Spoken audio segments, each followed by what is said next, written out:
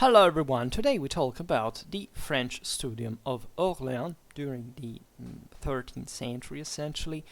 That was one of the most important learning centers for the contribution brought to the evolution of juridical thought in the Middle Ages, and especially in the second half of the 13th century from Orléans.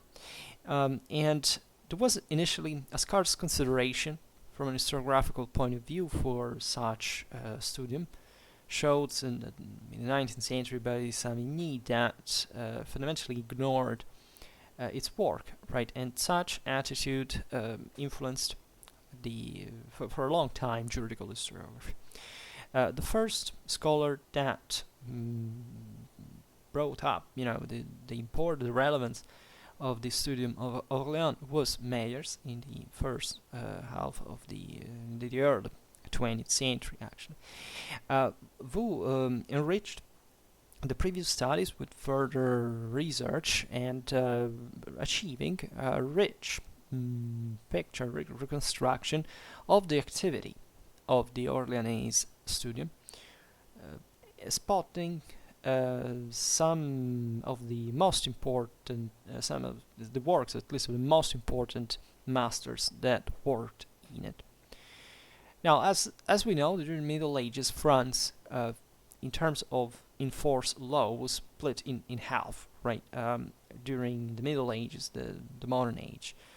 From one side were the pays de droit coutumier, that were fundamentally the center and the north of the country, and from the other, the pays de droit écrit, that is essentially the Midi region.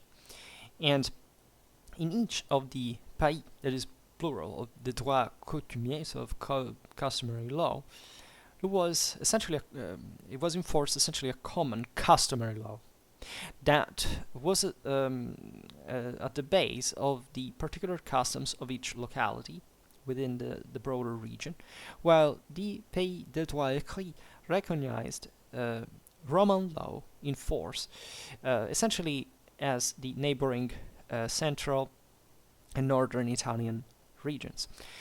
Orléans was in a land of customary law, right? And the existence of a school of Roman law in this city marveled Savigny. That was more, kind of in a sentimental, romantic, idealist approach to the thing, and considered law based on feeling, and so there's this popular kind of more national dimension, and this is probably why the initial his opinion brought to the formulation of his negative judgment on the scientific value of the same school of Orléans. Mayers explained instead the birth of the school of law of Orléans with the necessity it was felt by the French sovereigns, and in particular by Louis IX and Philip III, to avail themselves as counselors, clergymen that would be expert in Roman law. And this is particularly important because, as you know, this was a phase of a robust reinforcement of the French monarchy during the 13th century that was extending properly since Louis IX firmly its control on southern France as well, and on Occitania was at the time actually, and it still is culturally, but at the time it had remained fundamentally autonomous, even falling within the orbit of the French monarchy, but still it's only at this point that France is reconnected, let's say, very roughly in the modern boundaries, except mostly for the eastern areas, and for this reason, French monarchs, a bit like this had happened also in the previous centuries with the Hohenstaufen and in the Holy Roman Empire, etc., were tending to a universal policy. Right, France at this point was ultra powerful. It had lands fundamentally everywhere, stretching from the Channel to the Aegean Sea, with the Kingdom of Naples, Provence, and therefore assuming fundamentally the role de facto that the empire had in the previous century. So the interest for Roman law, that, as we know, we have repeated many times. So the subjection of the church to the emperor, right, brought to the French kings, as it's mostly famous from mostly the end of the 13th century with Philip IV to the clash with Boniface VIII, etc., to a sort of Caesar-papistic, imperialistic mindset that is easy to... We'll have to talk about this because we didn't make many videos, but it's important to stress the might of the French kingdom. In fact, we also made a video properly titled like that to stress it during the 13th century. Also, more in general, so you understand the point. They wanted something more statile-like in nature, more uniform, right? And Roman law could provide it. Differently from the customary areas that were more based on an idea of common law, let's say, of an idea that more tendentially was not anti-authoritarian, but it looked at, especially in France, but still that looked more at authority as something relevant to the defense of local prerogatives, and that was especially more resistant to an idea of administrative uniformation, something that a great state, as it was being formed in France, would counter in turn. Also, we don't have to be surprised to see a school of Roman law in a land of droit coutumier, right? Because the gap existing between the Justinian and custom and discipline that was felt in Orléans didn't have to be particularly different and smaller than the one felt in Bologna by the school of the glossarists that was pioneering juridical studies at the time.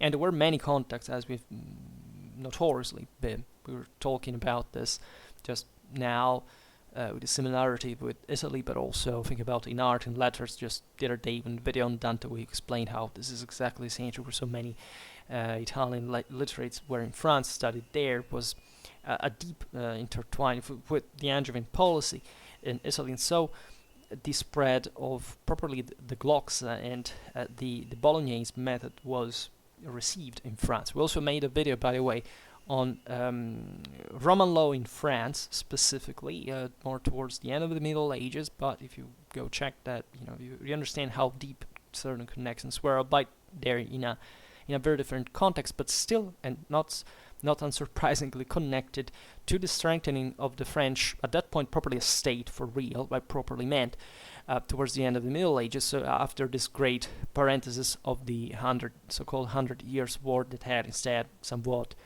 not halted, but still put in crisis the process of statal development in France. So that was yet another phase where such revival in juridical studies could be substantiated. Now, at the beginning of the 13th century, Orléans was the seat of a general studium. So, as you know, we made a lot of videos about medieval universities. This was the name of the institution. And here, arts, theology, and canons were taught. Taught, of course.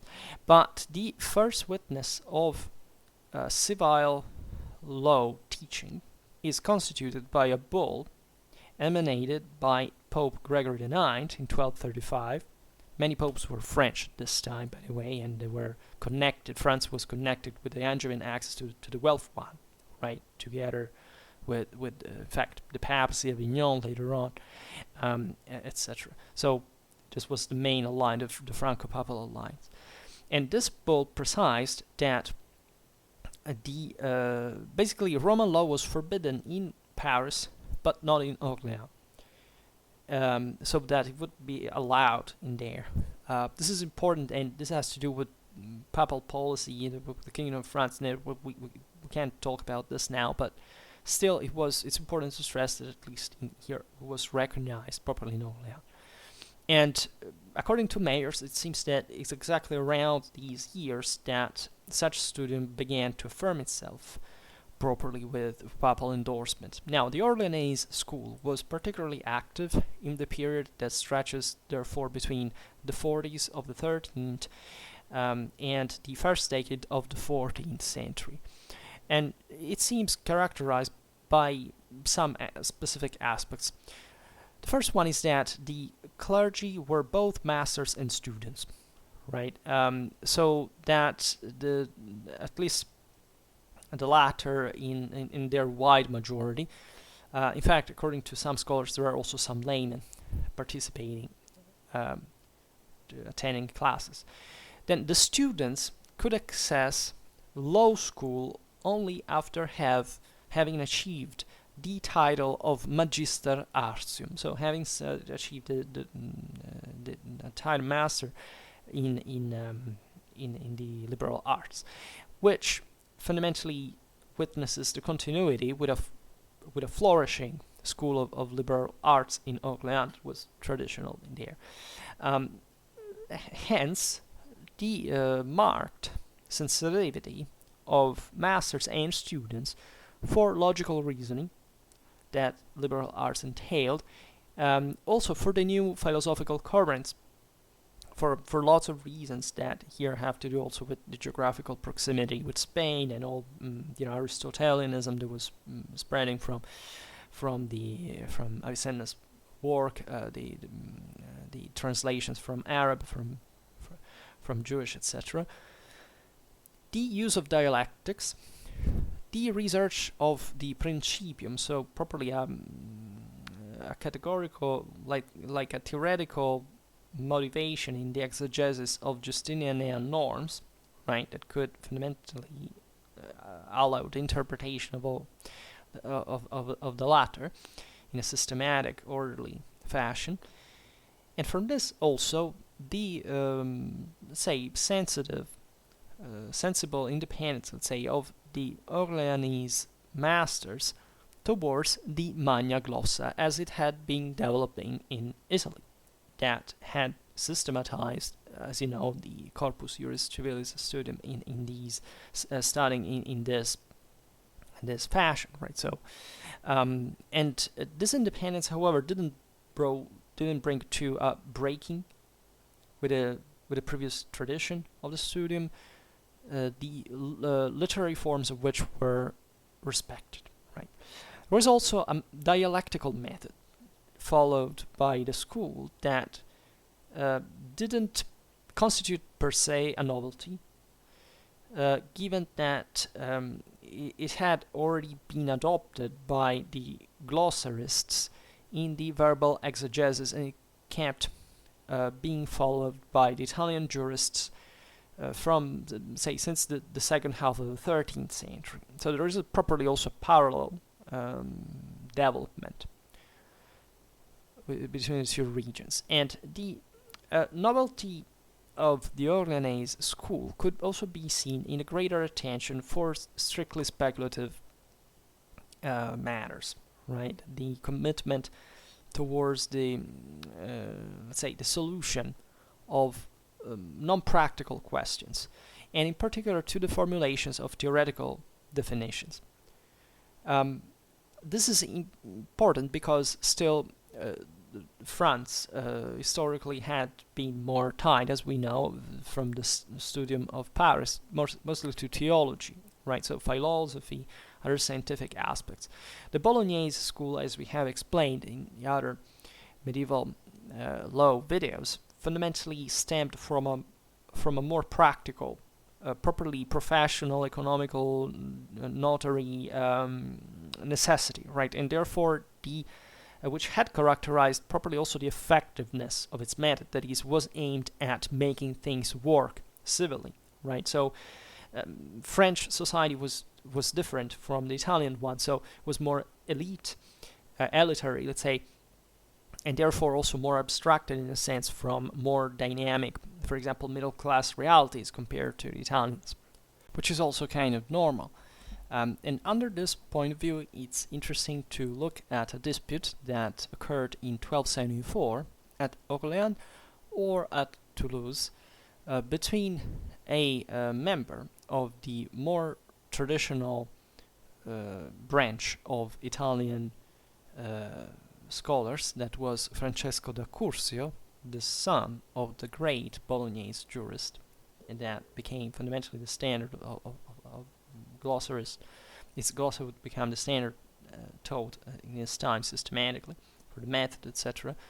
And Jacques de Revini, that was at the time a student at Orléans, and he was destined to become one of the greatest masters of that studium, right? And the Italian basically proposed the glossarist's interpretative method that was founded on the analogia legis, right, and thus connected to the verbal exegesis of the text, right? So resembling laws would fundamentally help defining better the theory behind one another, while the French opposed to him the one based on the analogia juris, that is, as we have seen, typical of the Orléans school, a derivation from the individuation of a spotting of the principia, so a theoretical concept that would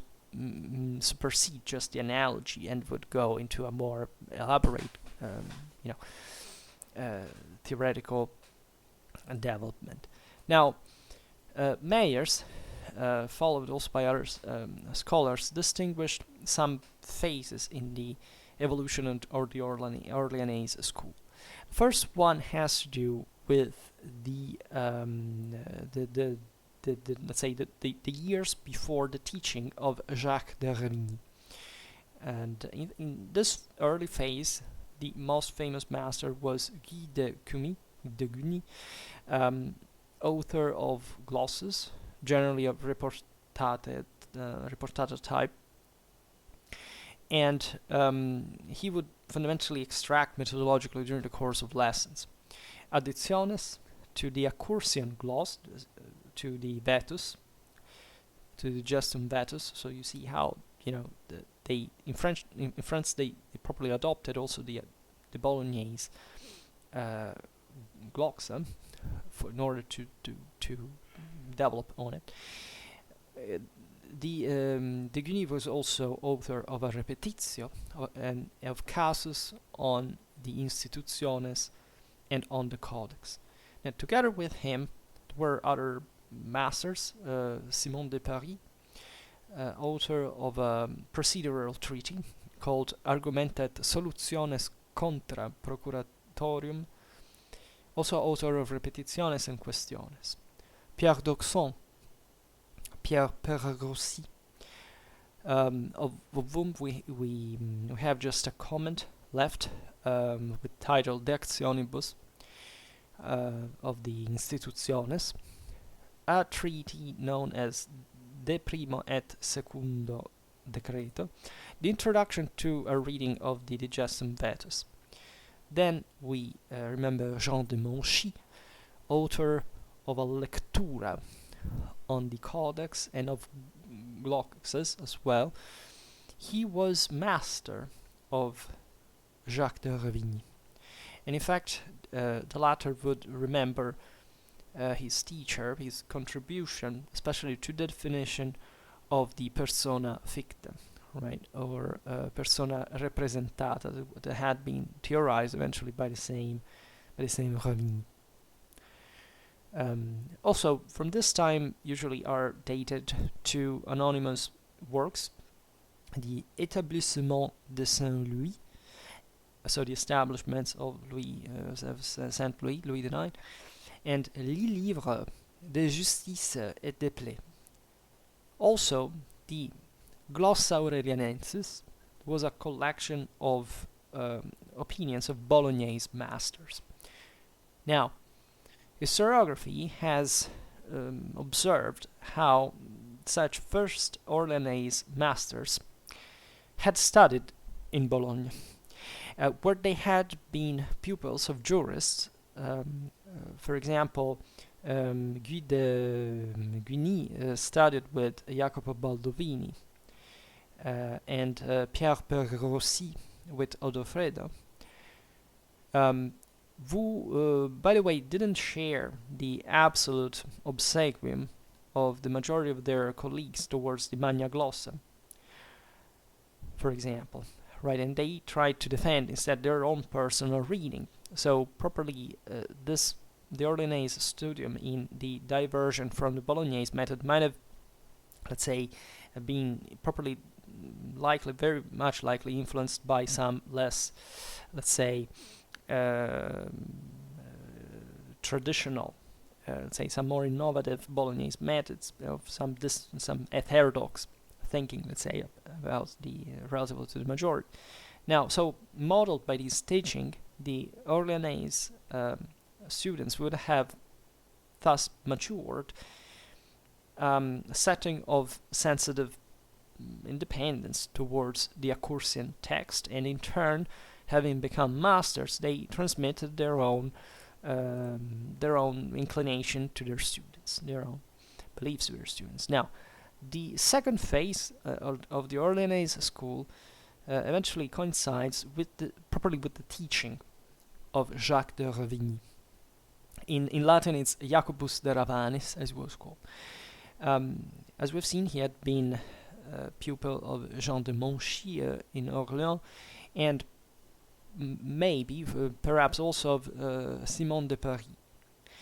He taught in the Orléanais studium between 1260, roughly, at least, and 1280, roughly, and in 1289 he became Bishop of Verdun. Consider that also these names mostly were all ecclesiastics, right? And think even in this regard, what was the difference with the Bolognese school that were mostly made up of laymen, right? Whereas, the papacy, as we've seen also intervene here, had developed kind of its own juridical tradition with the canonic law, etc. So consider here, as we were saying before, the elite, the French elite, that here is a real elite, bishops of Verdun. Now, from Jacques de Revini, we know, among his works, let's say, some repetitiones, some lecture to all the libri legales, a summa de feudis, so feudal law, and a juridical dictionary, of which, however, a few papers remain, right? And with him, the new interpretative method, strong, expansion. It was his colleagues, among whom, among others, Pierre de Moyney, author of Repetitiones, of Gloxes, his direct pupils, Jacques de Boulogne, of whom have remained Repetitiones and Questiones, Raoul d'Harcourt, to whom we attribute at least a comment on the Institutiones, and Raoul de Chenevière, and also Pierre de la Chapelle, that was author of the statutes of the Orléanais studium as well. So you understand the intensity of such studium's development in this phase. That was the most glorious. Then the last phase, instead, is the one, of course, after Jacques de Revini, and it's characterized especially by the teaching of Pierre de Perch, in Latin Petrus de Bella Pertica. Consider that in the papal curia there was an office proposed historically. Well, Latin was the official language of the institutions, etc., that had to Latinize all the various vernacular names. So sometimes we see these, Belle Perche, it's not Bella Pertica, like etymologically speaking. Then anyhow, and Pierre de Belle Perche is definitely the greatest master of the Orléanais school, together with Jacques de Revini. He had been a pupil of Raoul d'Harcourt, and he taught there until 1296, when the jurist left the studium to essentially work at the direct service of the King of France, Philip IV, Philip the Fair. And as we were saying before, the development of Roman law, exactly what we were saying before, in the struggle with Boniface VIII, etc., and this broader reinforcement of public prerogatives, in a theoretical sense, though in a kind of hierarchical sense. In 1306, Pierre de Perch became Bishop of Auxerre and Chancellor of the Sovereign himself. Pierre de Perch was author of Repetitiones, Distinctiones, Lecture to the Digestum Novum, to the Codex of lessons on the title De Actionibus of the Institutiones, and on the one of De Verborum Significatione of the Digestum Novum. Now, in the same period, also Lambert de Salin, author of this Distinctiones and Questiones on the Vetus, on the Digestum Vetus and the Codex, taught in Orléans. Now, the organization of these studies in Orléans essentially repeated the one of the Bolognese model, with the framing of the students in nationes, so on the base of their country of origin. The most consistent of them was the Germanic one, of which also the Flemish were part. Here these broader ethnical divisions are somewhat approximate, right? But Flanders there also, this is not a coincidence, because as we were saying, the Bolognese school develops urbanized areas, that there is this need for commercial practices. The Flemish, that are largely within properly still subjects of the King of France, are interested in that as well. And at Orléans there were ordinary lessons dedicated 1 year to the Digestum Vetus and the other on the Codex, to the Codex, and the extraordinary ones instead had to do with the Digestum Novum, and alternating also with the Inforciatum, by the way, with the with also the teaching of Repetitiones at the end of the school year. Now, after the years of greater splendor, the old Orleanese school, however, began to fade in importance. During the 14th century, its more famous masters were Jean Nicot, Bertrand Chabrol, and the Flemish Philippe de Leyden, right?